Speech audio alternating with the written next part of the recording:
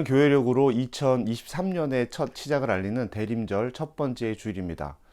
예수님께서 오시는 것을 기다리는 절기죠. 우리 이 시간 함께 예배하시면서 대림의 첫 번째 주일 예배 함께 드리시겠습니다.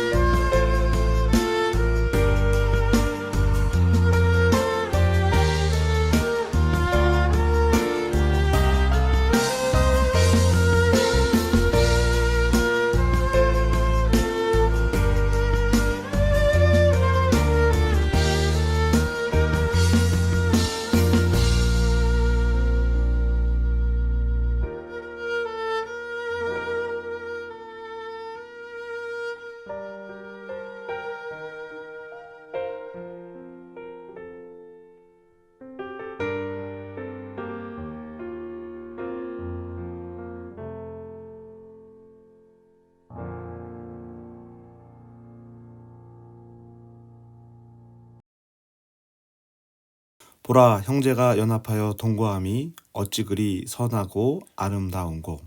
머리에 있는 보배로운 기름이 수염 곧 아론의 수염에 흘러서 그의 옷깃까지 내림 같고, 헐몬의 이슬이 시온의 산들에 내림 같도다.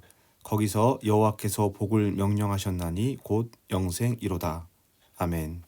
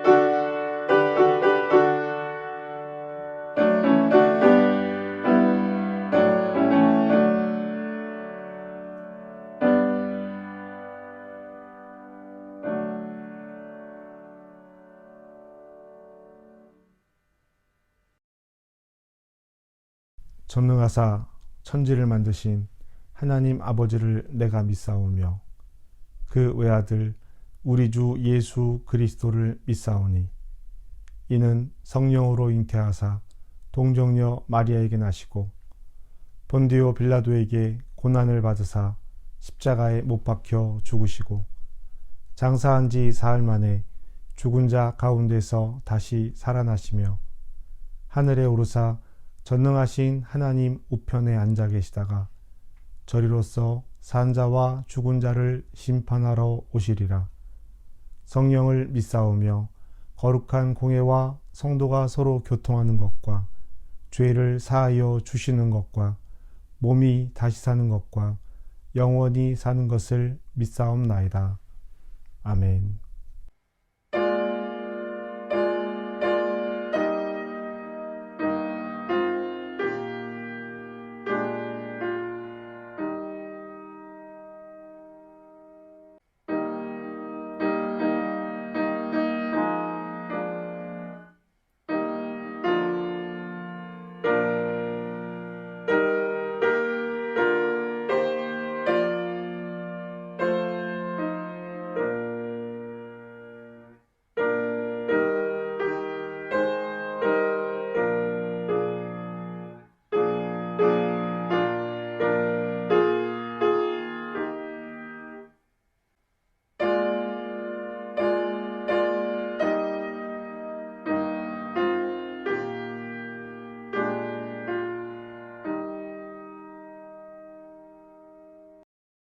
하나님 아버지, 온 땅과 하늘의 붉은 석양, 여름 내 풍성했다가 지금은 앙상한 가지만 남은 나뭇가지, 그 무엇 하나도 크고 놀라운 주님의 능력이 닿지 않은 곳이 없음을, 어느 것 하나 당연한 것이 없음을 고백합니다. 창조주 하나님 주의 형상대로 우리를 지으신 이유를 늘 잊지 않게 해주시옵소서. 우리가 얼마나 귀한 존재로 지어졌는지 주님의 그 크신 사랑에 매일 가슴 벅차게 감사하며 한껏 부푼 생명력을 그리스도의 향기로 힘껏 흩뿌릴 수 있도록 허락해 주세요. 아버지가 주신 두 눈으로는 어둡고 음란한 것에서 벗어나 아름다운 세상과 형제 자매들을 바라보게 하시고, 귀로는 말을 경청하여 그 속에 담긴 말씀을 바라보게 하시고, 입술로는 비방과 정죄를 떠나 오직 주를 찬송하게 하소서. 하나님이 우리를 사랑하시는 사랑을 우리가 알고 믿었나니 하나님은 사랑이시라. 하나님을 믿는 자는 하나님 안에 거하고 하나님도 그 안에 거하시니라고 말씀하신 주님, 예수님의 사랑과 배려를 통해 예수님의 사랑 닮아 저희 스스로 교회됨에 한 걸음 가까워지길 원합니다. 아버지께서 성령으로 인하여 가르쳐 주지 않았다면 창조주 하나님을 사람의 가르침으로 어찌 믿을 수 있겠습니까? 죽은 땅처럼 메말랐던 우리의 마음을 성령으로 충만케 하시고 생명의 열매를 맺게 하시니 세상이 주는 달콤함보다 말씀을 사모하고 주님의 음성에 뜨거운 눈물을 쏟으며 상한 마음을 어루만져주는 그 손길 따라 맺은 열매 나누며 성장하겠습니다. 그 이름을 부르는 자마다 구원을 얻을 거라고 주님 말씀하셨사오니 오늘 그 이름을 부르는 저희들 주님을 찬양하게 하시고 그 구원의 감격으로 이 시간 주님 앞에 온전히 서게 하여 주시옵소서. 오늘도 이 예배를 주님께 드리오니 기뻐 받아 주시옵소서. 우리 주 예수 그리스도의 이름으로 기도합니다. 아멘.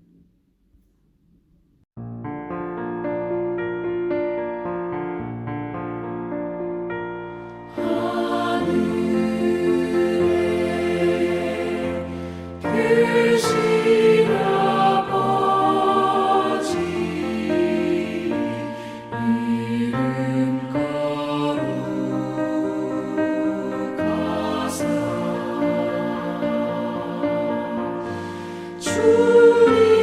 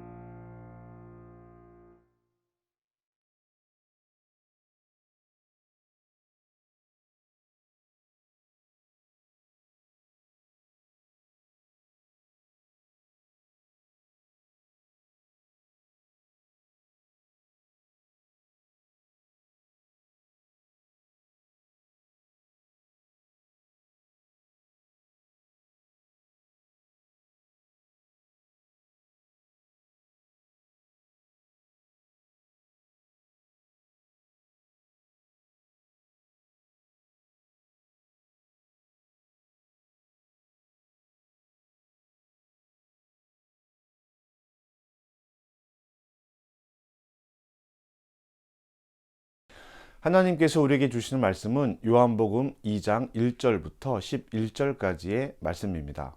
제2장. 사흘째 되던 날 갈릴리 가나에 혼례가 있어 예수의 어머니도 거기 계시고 예수와 그 제자들도 혼례의 청함을 받았더니 포도주가 떨어진지라. 예수의 어머니가 예수에게 이르되 저들에게 포도주가 없다. 여자여, 나와 무슨 상관이 있나이까?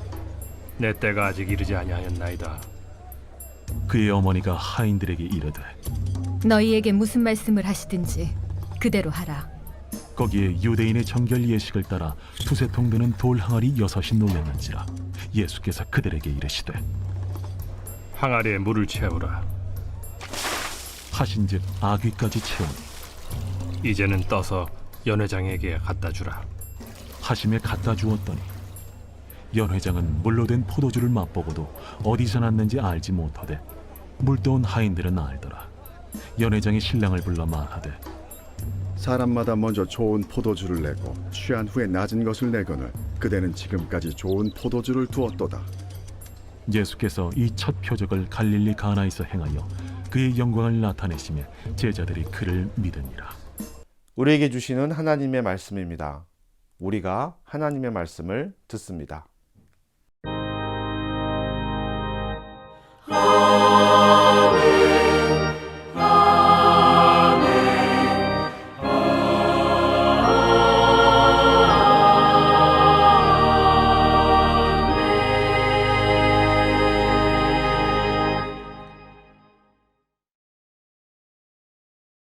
하나님 우리 아버지와 주 예수 그리스도로부터 은혜와 평강이 여러분에게 함께하길 바랍니다. 여러분, 오늘은 대림의 첫 번째 주일입니다. 예배를 시작하면서 여러분에게도 말씀드렸지만 이제 예수님의 오심을 기다리는 4번의 주일을 보내고 나면 우리가 성탄의 기쁨을 함께 만나게 됩니다. 오늘 예배로부터 예수님에 대한 마음을 조금 더 집중해서 이 땅에 오실 예수님을 기대하는 마음, 소망하는 마음 함께 가졌으면 좋겠습니다. 우리가 살면서 어려움을 만날 때가 있죠. 어려움을 만납니다. 누군가는 야, 그 정도가 무슨 어려움이야 라고 말할 수도 있지만 또 어떤 사람에게는 그 어려움이 매우 큰 어려움일 때가 있습니다. 그래서 누군가의 어려움을 함부로 평가해서는 안 될 것입니다. 이 정도가 돼야 어려움이야 라고 정의 내려서는 안 된다는 일이죠. 재정적인 어려움일 수도 있고요. 건강의 어려움일 수도 있습니다. 사람과 사람 사이의 관계의 어려움일 수도 있고요. 마음의 어려움일 수도 있죠. 삶과 죽음, 질병과 삶에 관한 문제일 수도 있습니다. 그 갈림길에 서 있는 사람일 수도 있고요. 하나하나 일일이 헤아리기 어려운 그런 많은 어려움들이 우리 곁에 있다는 이야기입니다. 그래서 어려움을 대하는 태도 역시 사람마다 각기 다릅니다. 때로는 주저앉기도 하고 또 원망하기도 합니다. 그래서 포기해버리기도 하죠.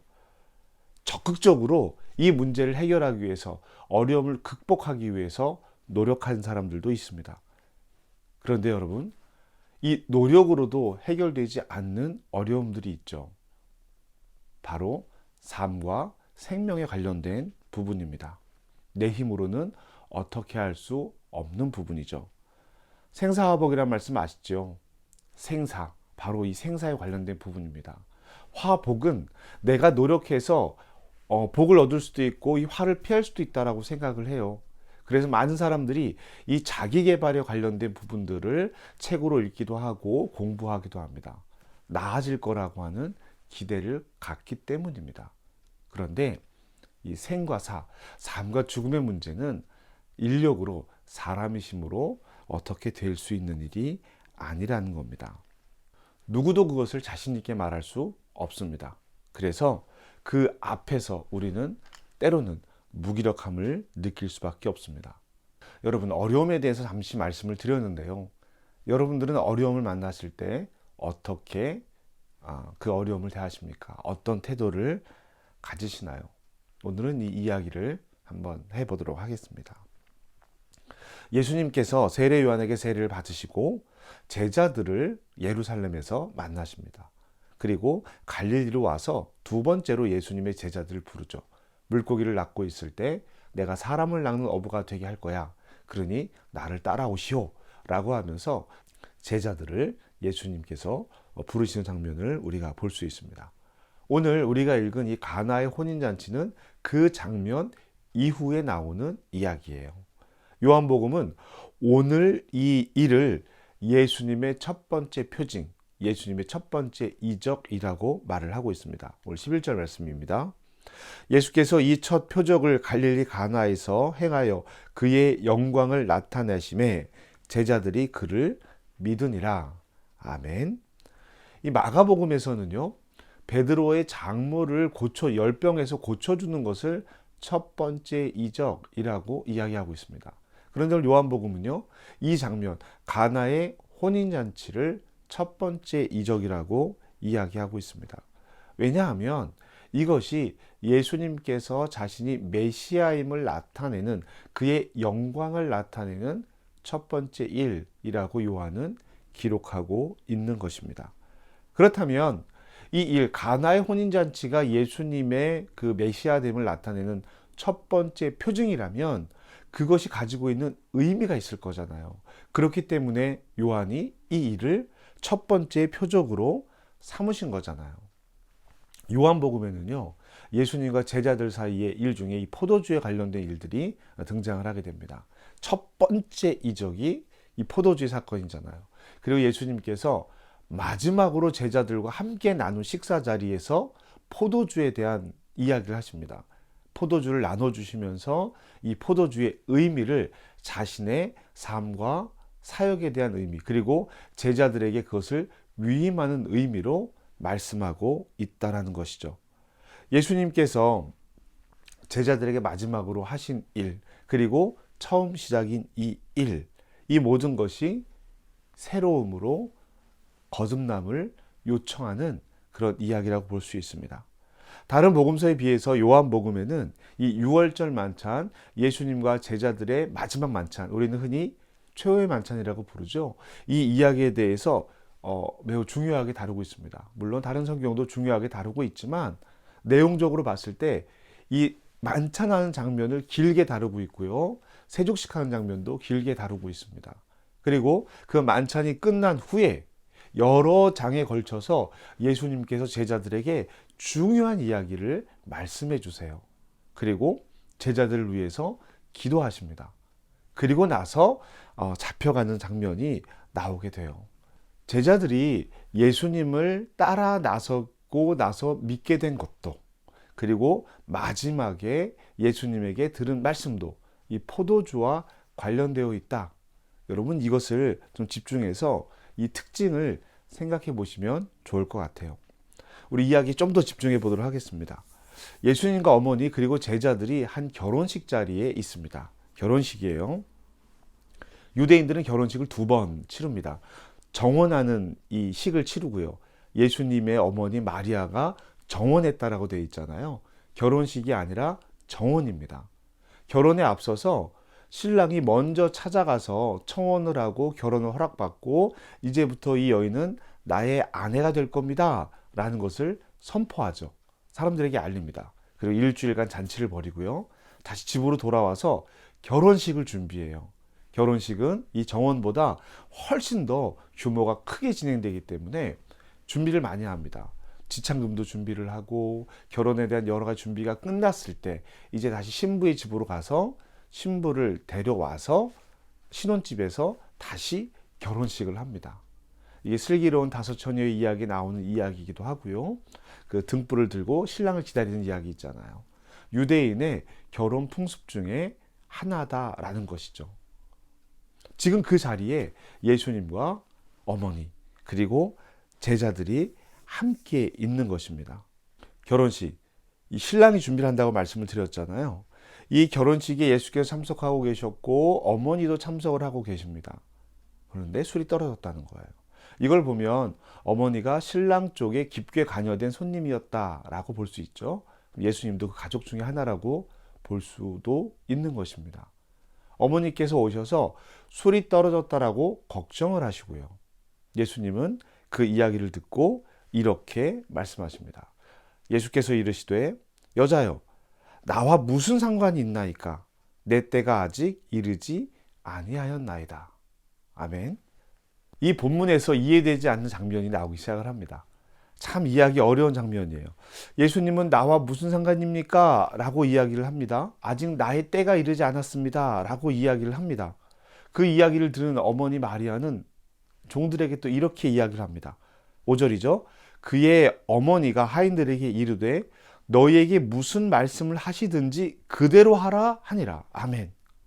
예수님은 상관없다고 하고 내 때가 아니라고 얘기하고 어머니는 그가 시키는 일은 무엇이든지 순종하라고 이야기합니다.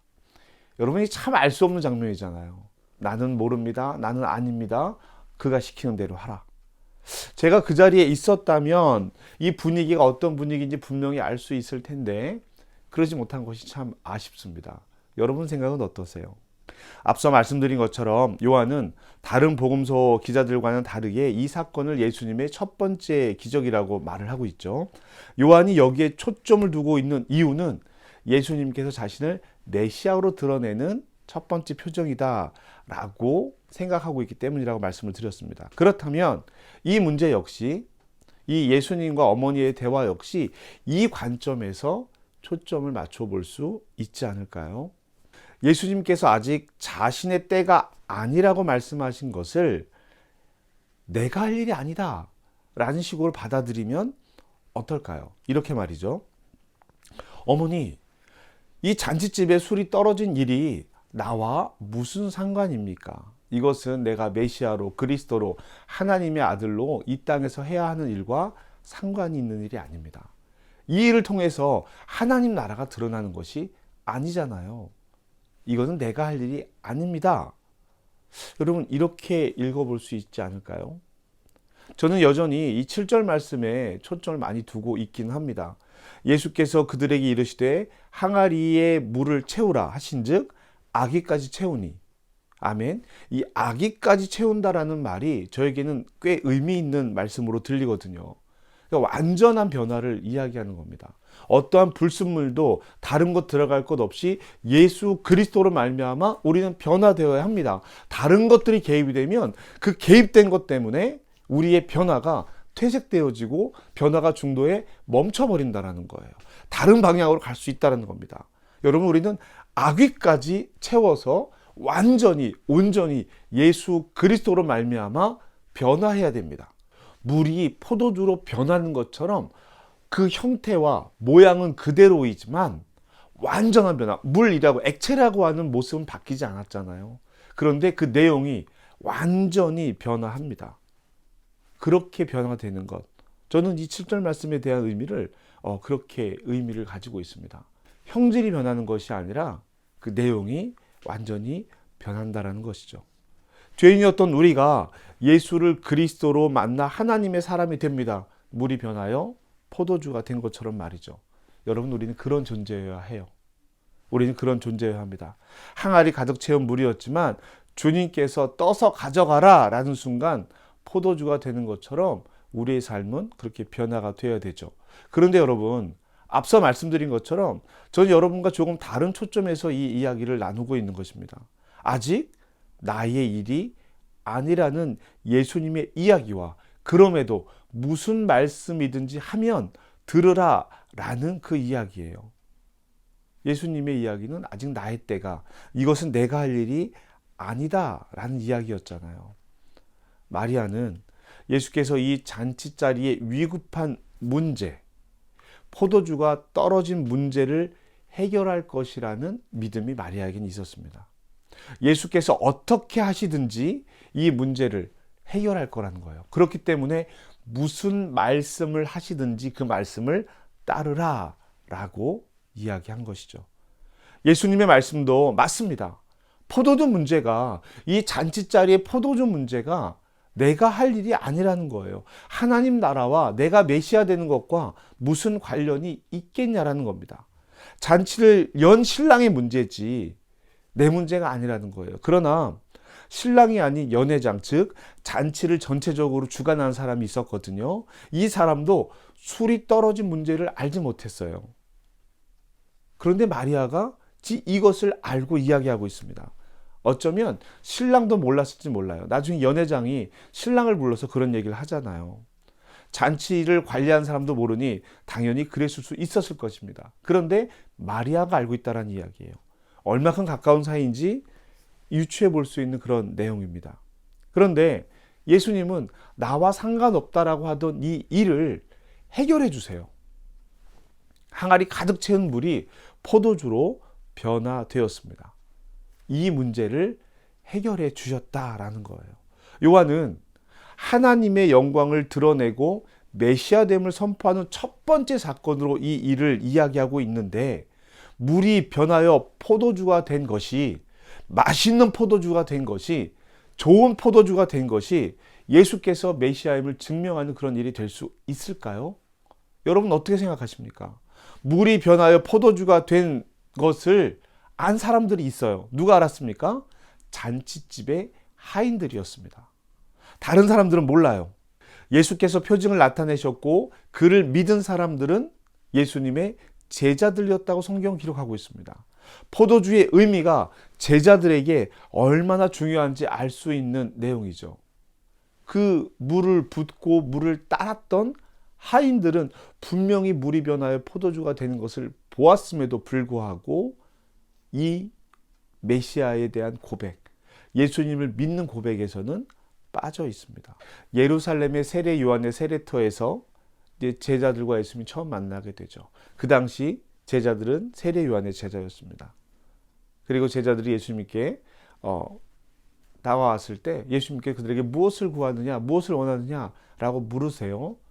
제자들은 어디에 묻고 계십니까? 즉 어디 계십니까? 무엇을 하고 계십니까? 라고 묻죠. 와서 보라 라고 이야기를 합니다. 가서 봅니다.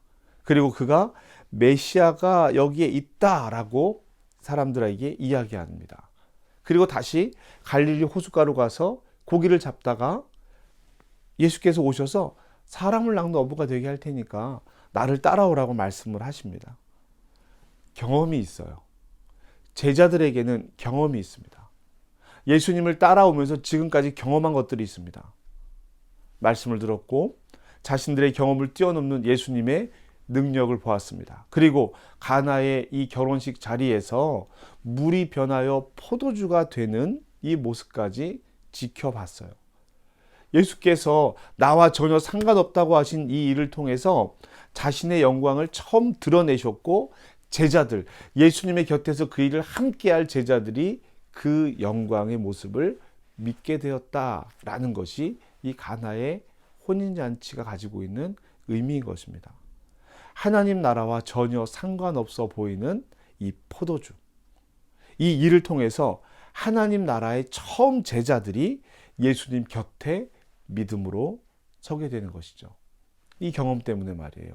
정작 포도주를 만드는 것을 직접 본 하인들은, 그것을 떠다 준 사람들은 이 영광에 참여하지 못했습니다.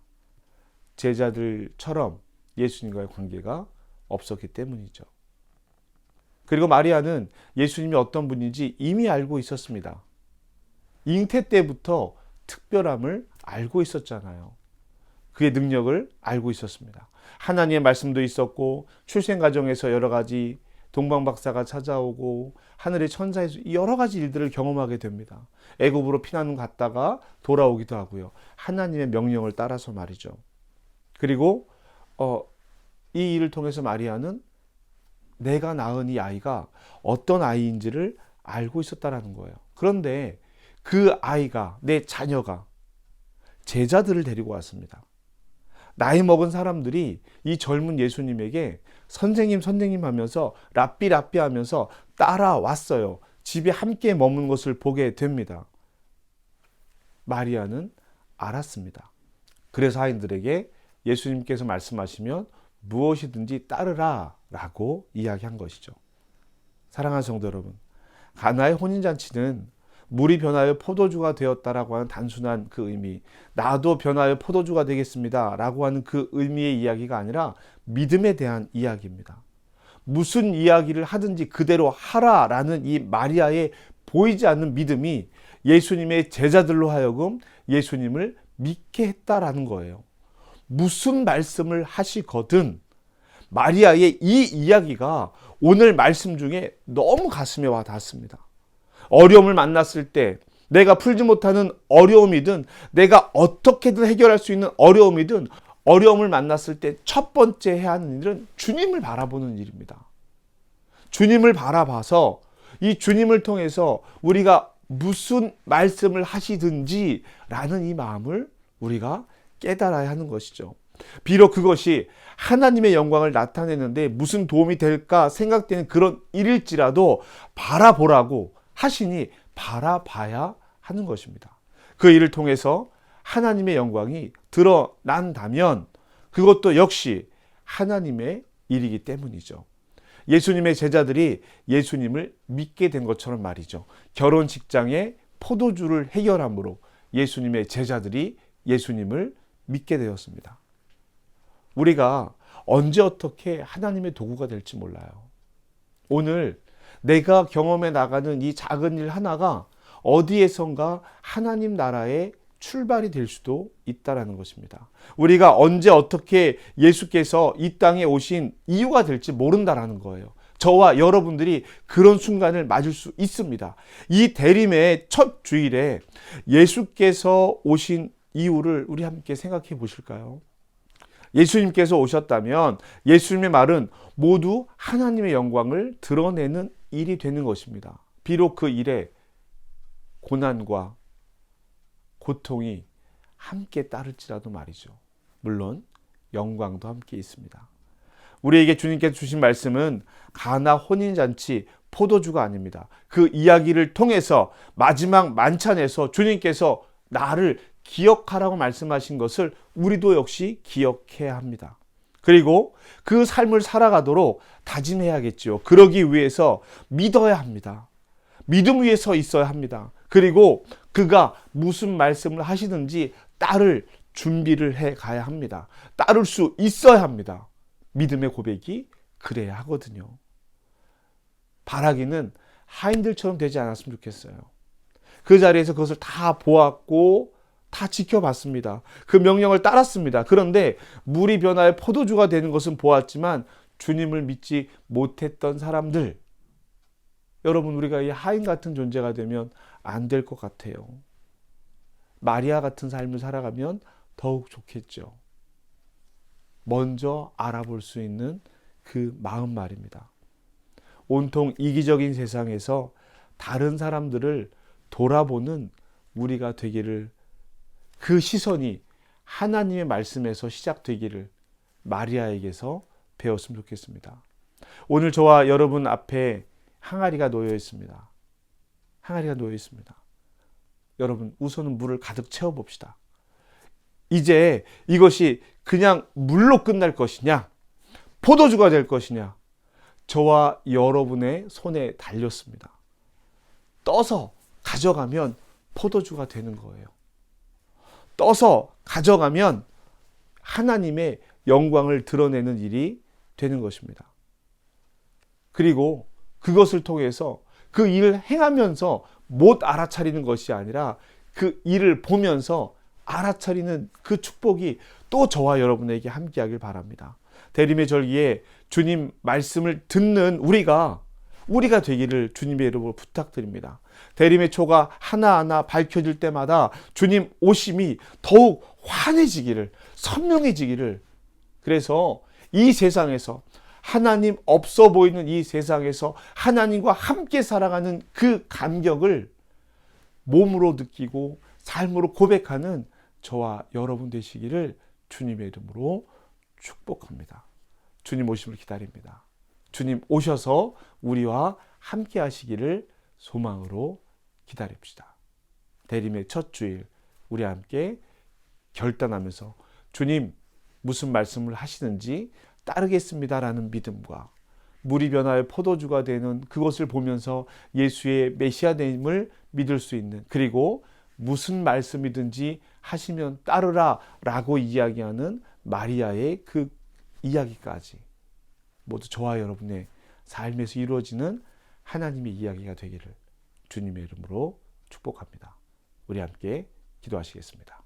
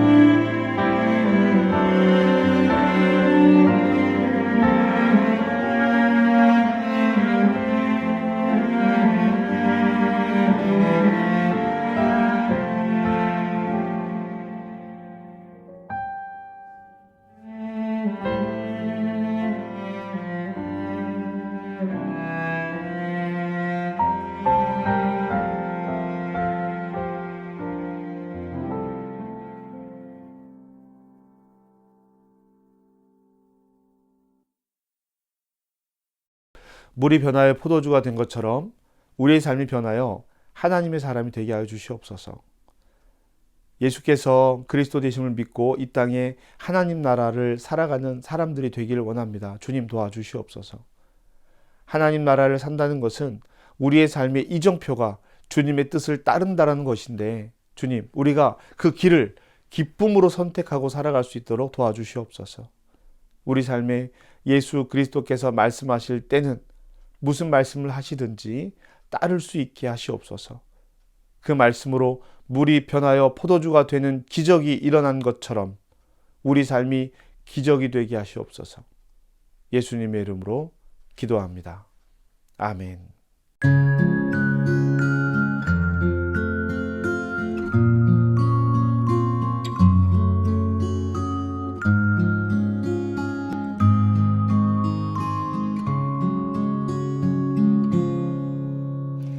이 말씀 따라 사는 동안 지치지 않게 하시고, 이 말씀 따라 사는 동안 주님 나라 이루소서.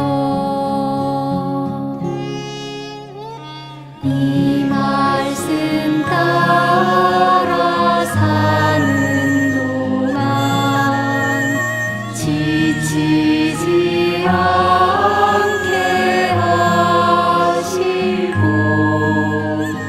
이 말씀 따라 사는 동안 주님 나라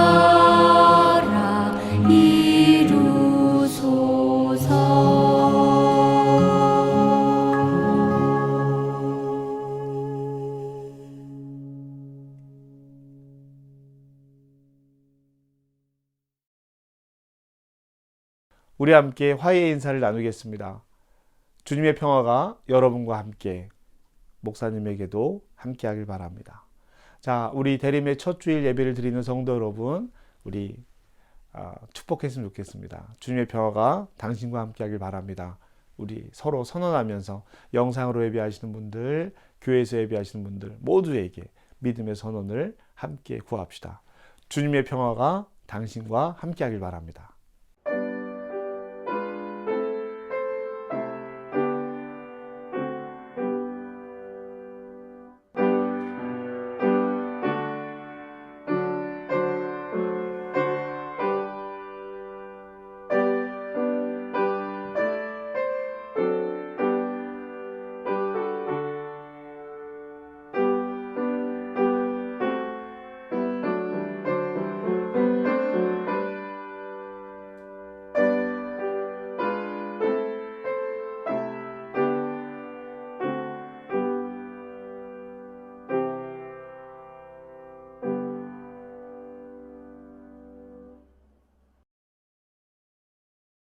대림의 첫 주를 보내며 하나님 앞에 귀한 물질을 드린 주님의 자녀들을 축복하여 주시옵소서.